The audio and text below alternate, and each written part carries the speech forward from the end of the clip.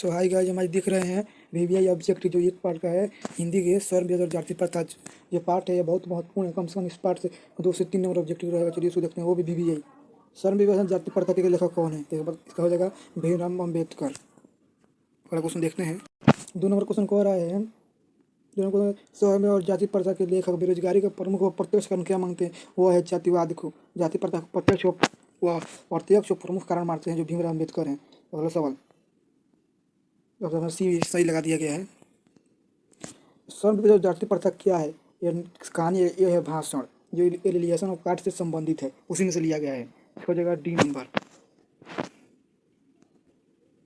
वो सॉरी गलती हो गया, ये निबंध, ये निबंध को टिक कर लीजिएगा, गलती से बोला गया है। 4 नंबर सवाल को देखते हैं। 4 नंबर सवाल कह रहा है भीमराव 4 नंबर सवाल क्या कह रहा है? बाबा साहब का जन्म कब हुआ था? भीमराव अम्बेडकर का जन्म कब हुआ था? तो 14 अप्रैल 1891 को इनका जन्म हुआ था महू मध्य प्रदेश में। याद रखिएगा, महू मध्य प्रदेश बहुत पूछा गया है परीक्षा में। जो ऑप्शन नंबर सी सही है, 14 अप्रैल 1891 में इनका जन्म हुआ था महू मध्य प्रदेश में। चलिए अगला सवाल है।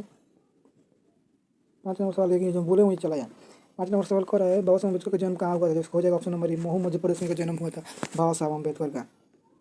जो महू मध्य प्रदेश स्थान है, जो मध्य प्रदेश में पड़ता है, महू मध्य प्रदेश, उसी में जन्म हुआ था।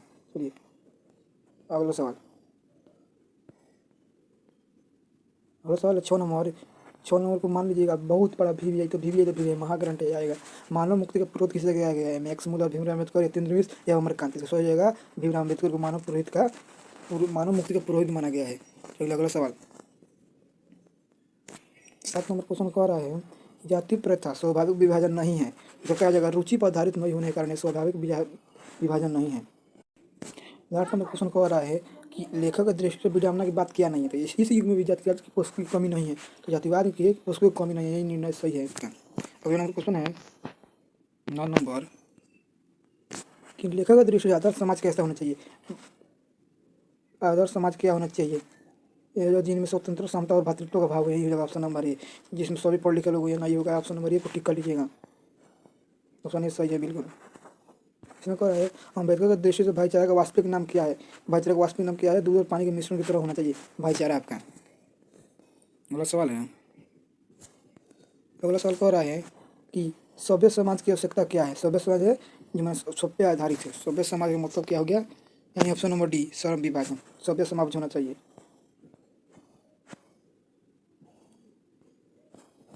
जो आपका डी नंबर है वो सही हो जाएगा, सभ्य समाज। और अगला क्वेश्चन देखते हैं। अब जो ये भी क्वेश्चन बहुत इंपॉर्टेंट है। यह भी क्वेश्चन भारतीय संविधान की महत्वपूर्ण भूमिका किसने निभाई? भीमराव अम्बेडकर का महत्वपूर्ण भूमिका। यह भी पूछेगा कि संविधान, भारतीय संविधान के निर्माता किसे कहा जाता है? इसी को मारेगा भीमराव अम्बेडकर को। ये नंबर सही है। इसमें कह रहा है क्वेश्चन कि इसमें क्वेश्चन क्या कह रहा है? निम्नलिखित में रचना कौन सी रचना भीमराव अम्बेडकर कहते हैं? The caste of the Shudras, the individuals या यू आर द। इसमें सही होगा ऑल सभी। यदि आपको मान लीजिएगा 90% क्वेश्चन जिसमें सभी रहेगा वही सही होगा। चलिए अगला क्वेश्चन है।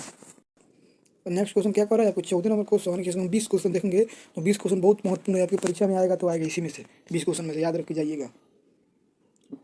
अम्बेडकर के चिंतन और रचनात्मक के लिए निम्न में कौन सा प्रेरक व्यक्ति है? तो बुद्ध थे, ज्योतिबा थे और कबीर थे। इसमें सभी हो जाएगा, नहीं बोले सभी हो जाएगा, सभी हो जाएगा। चलिए 15 नंबर क्वेश्चन, 5 क्वेश्चन और बाकी है। कह रहा है क्वेश्चन कह रहा है जाति पाति तोड़कर मंडल भाषण लाहौर में कब हुआ था? इसका ऑप्शन नंबर 1936 में हुआ था। लाहौर पहले था, लाहौर में था। लाहौर जो पहले इंडिया में था, जो अलग हुआ आज़ादी के समय। यह भी क्वेश्चन बहुत इंपॉर्टेंट है, अभी भी है।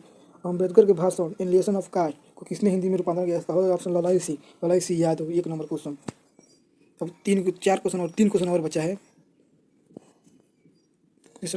और क्वेश्चन क्या करा? अम्बेडकर का जन्म किस परिवार में हुआ था? इसका दलित परिवार में हुआ जन्म। अम्बेडकर साहब, बाबा साहब अम्बेडकर दलित परिवार में हुआ था। अगला क्वेश्चन 18 नंबर क्वेश्चन कह रहा है कि लेखक इस युग में भी कहाँ पर विडंबना दिखाई देता है? तो जातिवाद का विडंबना अभी इस युग में भी है। लोग कहते हैं ऊँचे नीचे, इसमें नहीं खाएंगे, वाह वाह। Next question, second last question है। अगर आपको वीडियो अच्छा लगा तो लाइक और सब्सक्राइब और फुल बात कीजिएगा, दोस्तों को शेयर भी कीजिएगा, जिसके ऊपर परीक्षा देना 10 होगा। डॉक्टर अम्बेडकर के पिता का नाम क्या था? हो जाएगा रामजी सकपाल, इनके पिता का नाम था। लास्ट नंबर क्वेश्चन, इनकी माता का नाम पूछ दिया। इनके माता का नाम क्या था? तो भीमा बाई, शायद भीमा अम्बेडकर के। तो आपको बताइए 20 में से कितना नंबर आया? चलिए 20 में से आप कितना नंबर सही किए हैं कमेंट करके बताना ज़रूर, 20 में से कितना क्वेश्चन सही है। और वीडियो अच्छा लगा तो लाइक और सब्सक्राइब जरूर कर दीजिएगा।